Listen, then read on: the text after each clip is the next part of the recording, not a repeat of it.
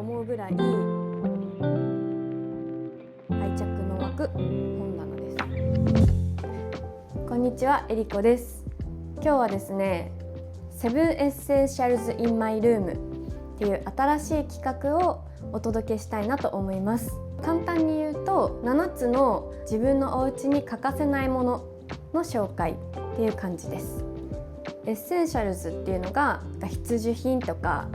欠かせないものみたいな意味合いがあるんですけど、ここで言うその必需品っていうのが機能的とかっていう意味っていうよりかは、自分の暮らしで引っ越しても手放せないものとか、旅先で迎えた大切なものとか、これがあるだけで自分のお部屋らしいって思えるようなもの、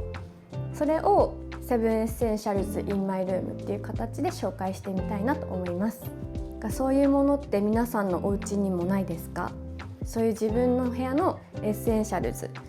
をちょっと思い浮かべながら、私の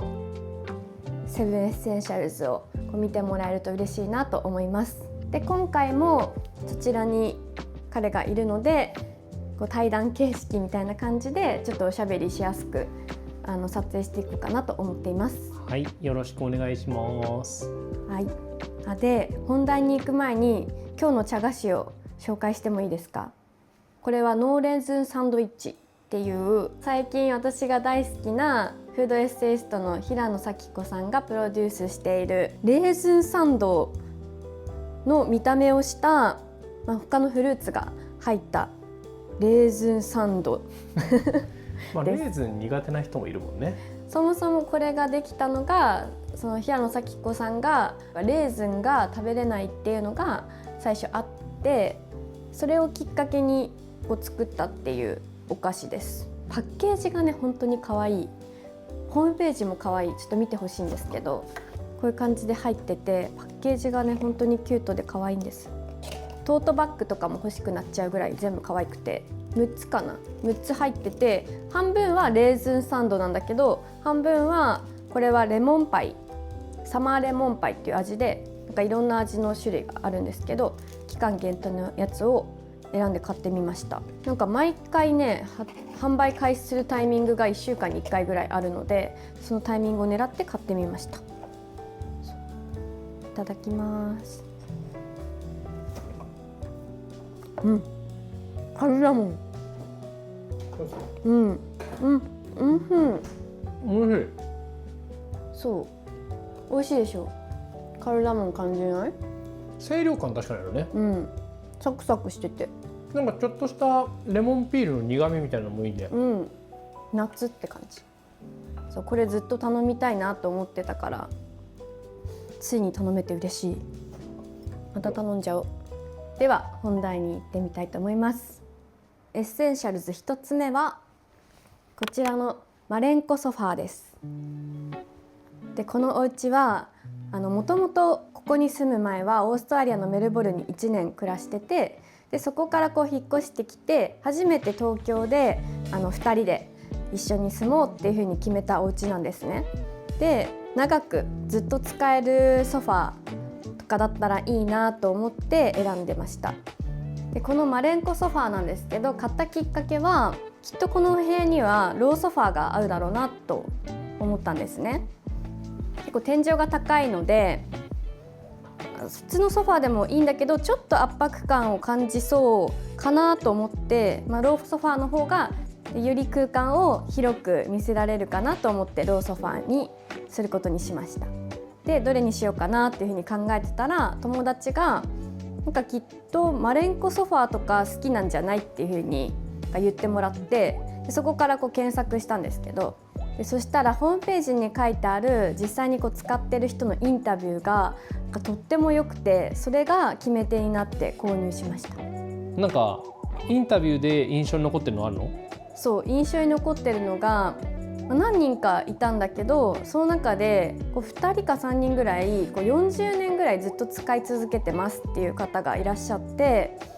それこそ2、30代の時に一人掛けのソファーマレンコを購入して、で今はもう増やし増やしで3人掛けと、あとオットマンとか対岸にこう2人掛けとか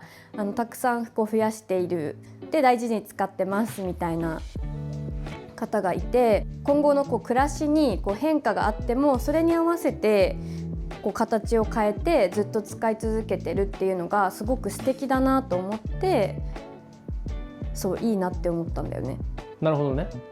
そういうのもあってなんか結構いいお値段がするソファーなので、もうこれを一生もののソファーだねって言って、おじいちゃんおばあちゃんになってもずっと使い続けようねっていうふうに2人で話して購入しました。それが買うきっかけで、もう好きなのはこのフォルムですね。モコモコってした雲みたいなフォルムで可愛らしさがあって、で結構見た目柔らかくてふわふわしてるのかなと思いきや、ちゃんと座ってみるとしっかりしてて、こう体をちゃんとホールドしてくれる程よい硬さがあるのもすごく座り心地が良くて気に入ってます。だからここがねこう我が家のリラックススペースみたいな感じにもなっていて、最近はというかいつもはここにこうテレビの前に座ってネットフリックスとかドラマとか2人で見たり、最近レコードプレーヤーを買ったので、ここでレコードかけながらこうスピーカーでゆっくり聞いて読書したりとか、スマホでちょっと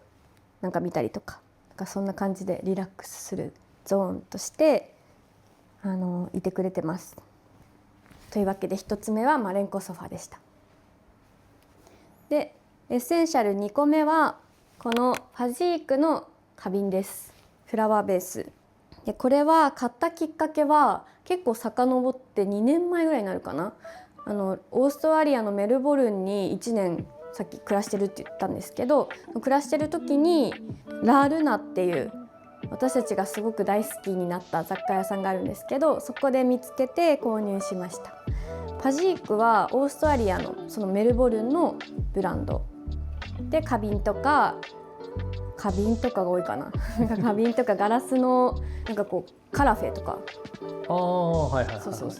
そういうちょっとおしゃれなものが売っているブランドです。だからそのオーストラリアで暮らしてる時からそのまま持ってきて日本でそのままずっと使い続けてるフラワーベースです。でシンプルなんだけど、この真ん中にオレンジのこうドームがあって、それがこうアクセントになってて、どんなお花を入れてもなんかこう決まるというか、飾りやすいしなんか特徴的だし、すごくいいなと思ってずっと使い続けてます。あれだよねうちのお母さんがそうなの一回その真ん中の丸だけ、そう割っちゃって、そう繊細さんだからさ割っちゃって、でも本当にどうしてもちょっと思い出に残ってるから、ちょっとさすがにって思ってもう一回その海外配送できるブランドだったのでオンラインで買って配送してもらって、こちら2台目の花瓶です。それくらいね大好きな花瓶で、結構お花を生けるのが私好きなので、定期的に季節のお花を入れ替えてるんだけど、そのオーストラリアにいる時からもう数々の季節ごとにいろんなお花を生けてきた相棒みたいな感じの存在で、すごく見てると癒されます。ちなみにそのお花は何なんですか？ちょうど言おうと思ってました、ちょうど昨日迎えたんですけど、このお花はマムですね。マムなんだ。スプレーマムっていうのかな。へえ。そうなんかでもマムはさ、ここの花びらが結構とんがってることが多いけど、これこう丸くなってて可愛らしい形になっている。可愛らしいね。オーストラリアでもねずっと飾ってたよね。マム好きで。マム飾ってた。でもこれじゃなかったよね。これじゃない種類のマムを飾ってて、マムは全体的に全部本当に持ちがいいから長く楽しめるので、それもいいポイント。あと一つの枝からたくさんお花が出てて、なるほどね。そうおすすめ。なんか日本でさ菊っていうとこのイメージじゃなくない？違う。なんかマムっていうと全然もっと大きな感じだったりとか、形違うイメージ。そう洋菊っていう種類があって、それだと結構こういう小ぶりの可愛らしいお花だったりするんだよね。おすすめです。というわけで2つ目はファジークの花瓶でした。でエッセンシャル3つ目はこのウッドのサイドテーブルです。こちらのサイドテーブルもさっきの花瓶と同様メルボルンのお家から運んで持ってきたものになります。でこの花瓶とかは持ってこれると思うんだけど、このサイドテーブルは唯一大物の家具というか、結構ねずっしりしてるんだよね。10キロそう20キロはないか。そうでもかなり重いよね。そうずっしりしてるんだけど、もう唯一これだけは持って帰りたいって言って船便か何かで運んだものです。このブランド自体はデンマークの北欧のブランドで、メルボルンでインテリアショップとか巡ってる中で一目惚れして迎えました。気に入ってるポイントは何といってもこの色、テラコッタカラーが私大好きなんですけど、この色が本当になかなかない色だなと思って、で日本で探そうと思ったらこのサイドテーブルの同じ色が売っていなくて、それで持ってきたっていうのもあるんだけど、とりあえずこの色が大好きです。他のカラーはあったけど、このテラコッタカラーは在庫がなかったのか見当たらなかったよね。見当たらず、この S 字にね足がなってるのもすごくありがたいポイントで、デザイン自体も可愛いんだけど、この表と裏で入れれるものが違くできるので、裏には結構生活感がある、今だとねリモコンとかが入ってたりするんですけど、生活感があってよく使うんだけど隠したいなっていうものを入れることができます。これが結構地味に便利で、私このテラコッタカラー大好きなので、オーストラリアから持ってきたので一番最初にあるちゃんとした家具みたいなものだったので、この部屋に来てからはこのテラコッタカラーを基調にブックタワーとか時計とか、ちょうどレコードもねテラコッタ色なんですけど、キーカラーになるのをテラコッタにしてお部屋のインテリアをアレンジしてたりします。それぐらいベースになるっていうか大好きなサイドテーブルです。というわけで3つ目はウッドのサイドテーブルでした。よいしょ。でエッセンシャル4つ目はこのコーヒーセットです。でちょっとこれだけはこれっていう特定のものちょっと選ぶの難しくて、もうコーヒーセット一式っていう感じなんだけど、もうこのコーヒーは私たちの暮らしにとって本当に欠かせないなっていうふうに思っているものの一つです。一番大きいかもしれない。そうだね、毎日飲む上に旅行に行っても持っていくこれはこのスケールとこの組み合わせは絶対に持っていっている。海外とか行く時も必ず欠かさずに、このコーヒーセットがあると旅先にいたとしてもすごく安心できるというか、自分の暮らしを取り戻せる瞬間がそのコーヒーを飲む時間だなと思って、それぐらい私の暮らしにとっては大事なものになっています。もともとコーヒーは好きなんだけど、メルボルンって一番サードウェーブっていうこのコーヒーの浅入りとかすっきりしたコーヒーが主流になった先駆けみたいな都市で、あっちに行くとスタバがあんまり進出できないぐらい独立のカフェがたくさんあって、もうどこ行ってもコーヒーが本当に美味しいんですね。なので1年いる間にいろんなところのコーヒー豆をお家にストックして、毎回ひいて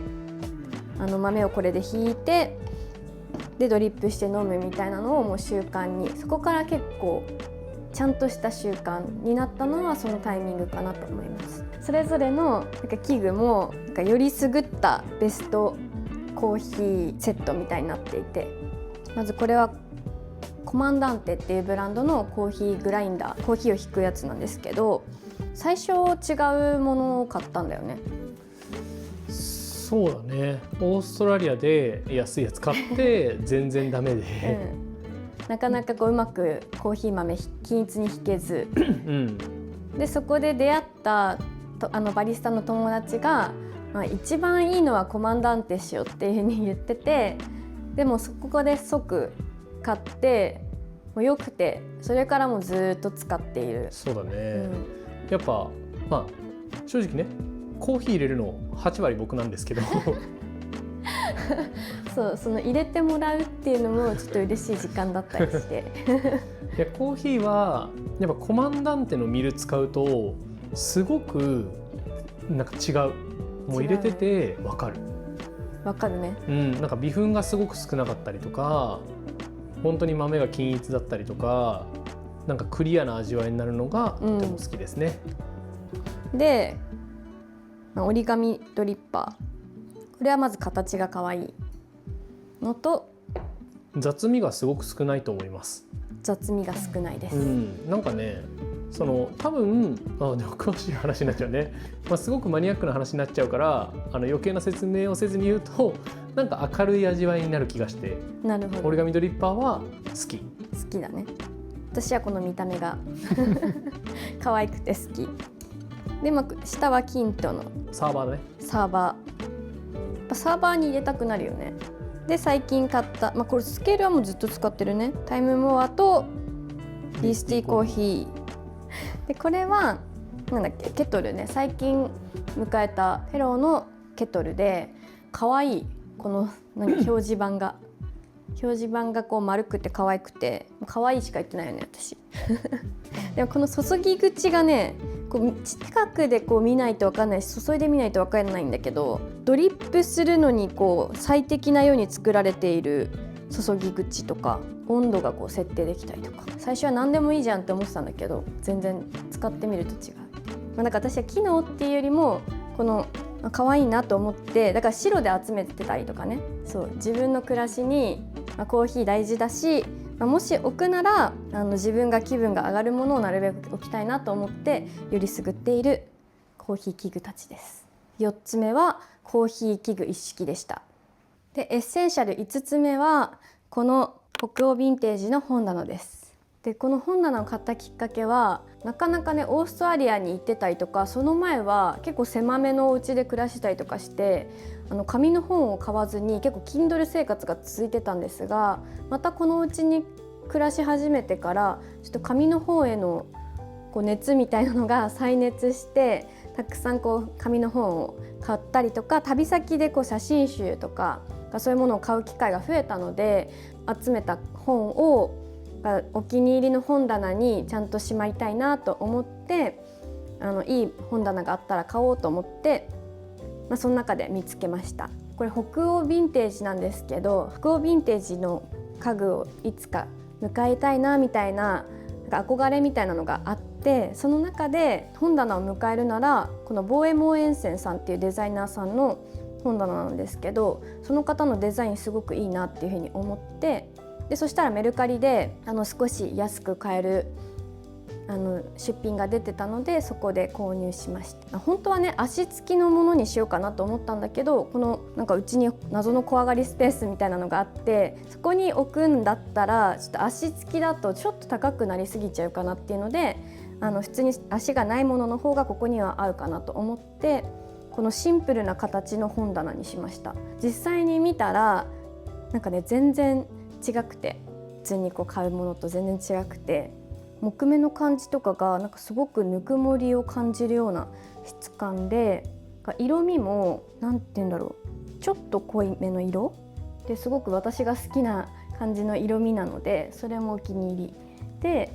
シンプルではあるんだけど、この調整の穴みたいなのがすごく細かく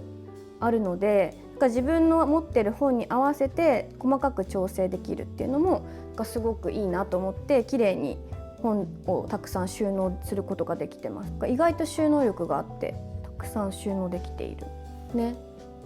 なんかそのさ、写真集とかをちゃんと縦に置けるのもいいよね。そうそうそう、結構高さがね、あるから、だからここの本棚には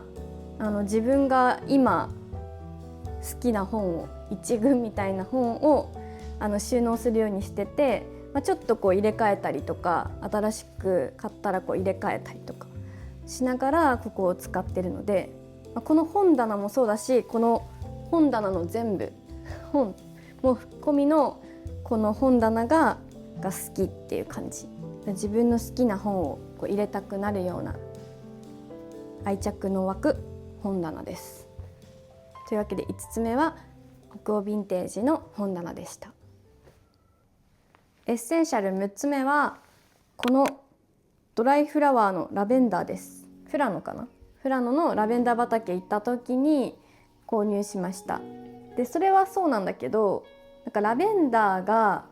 私の中ではすごく思い出深いなっていうふうに思ってて、でなんでかっていうと、遡るとオーストラリアにいた時なんだけど、タスマニア島っていう島があって、そこに旅行に行った時にラベンダー畑に行ったんですけど、その時のラベンダー畑が本当一生絶対に忘れないなって思うぐらい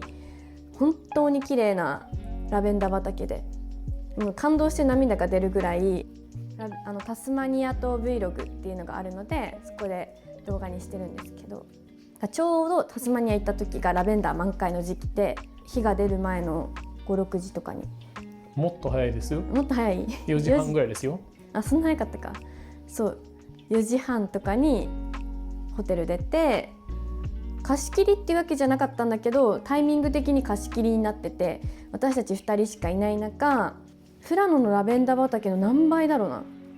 もうすごい広い、本当に先が見えないぐらい広いラベンダー畑で、朝日に照らされるラベンダー畑が幻想的というか、もともとラベンダー畑に行くことが夢だったので、それでこんなにも綺麗なラベンダー畑に最初に出会えるなんてって言って、なんかすごい感動して、だからラベンダーが大好きになっちゃって、そこから。というわけでお家にラベンダーを取り入れています。ラベンダーを見るとその時を思い出すなっていうふうに思ってて、お家にあるとなんか嬉しくなります。まあなかなかね、生ラベンダーは買えないから。そう、生ラベンダーは買えないからドライで長く楽しむっていう。しかも結構香りもするよね。そう、香りもするし。もうしない？いや、するね。近づくとする。いい香り。長く楽しめるのがドライフラワーのいいところ。また買いに行かなきゃね。というわけで6つ目はドライフラワーのラベンダーでした。はい、で最後エッセンシャル7つ目はアルテックのスツール60ムービンコラボのものです。ちょうど1年前にフィンランド旅に行った時に見つけて、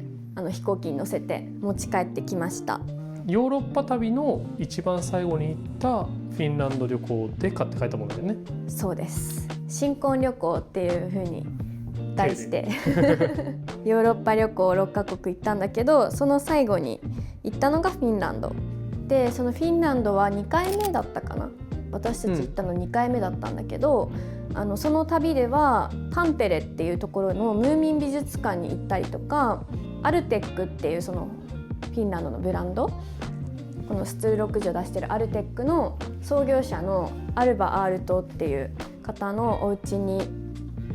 見学に行ったりとか、なんか結構ムーミンとかアルテックのそのアールトとかに思いを馳せる時間が割とフィンランドはあって、でちょうどムーミンが80周年、アルテックが90周年で、それでコラボしてこのスツール60を出しているタイミングだったんですね。だからこのスツールはあちこちに落書きしたようなムーミンたちが描いてあったりとか、ここに1945とか1935とか、それぞれの創業都市が書いてあるんだけど、その中に2025っていうのも刻印されてて、新婚旅行で行ったので、その思い出にとってもふさわしいのではないかと思い、スツール60もいつか迎えたいなって思う家具の一つだったので、そのタイミングで買ってきました。でね、このスツール60はやっぱりいろんなリップドダクトみたいな似てる商品とかもたくさんあるんだけど、やっぱり本物のスツール60は全然質感が違くて、この足の作りとかね、ここがこだわられてるエルレックって足になってるんだけど、なんか座り心地も全然違うよね。座り心地もなんか違う。なんでだろうね。ね、何が影響してるのか全く分かんないんだけど、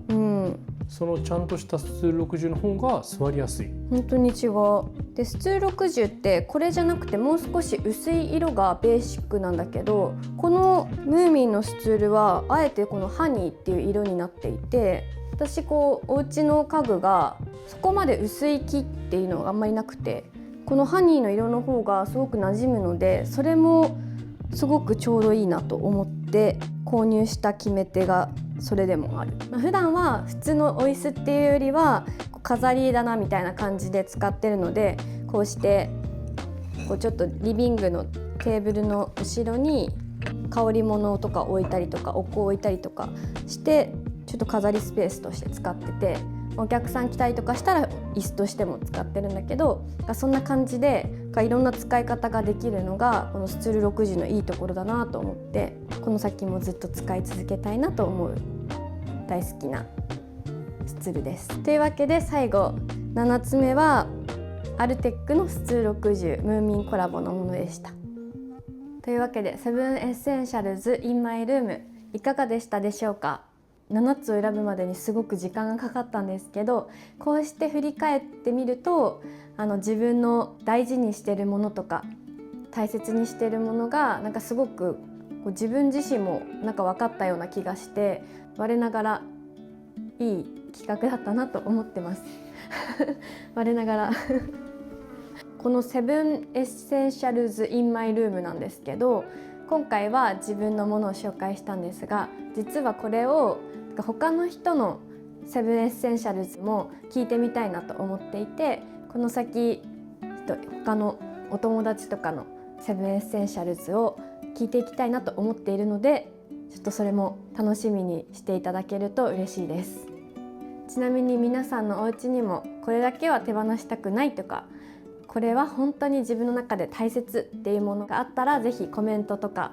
感想を教えていただけると嬉しいです。では今回も最後まで見てくれてありがとうございました。また来週の動画でお会いしましょう。バイバーイ。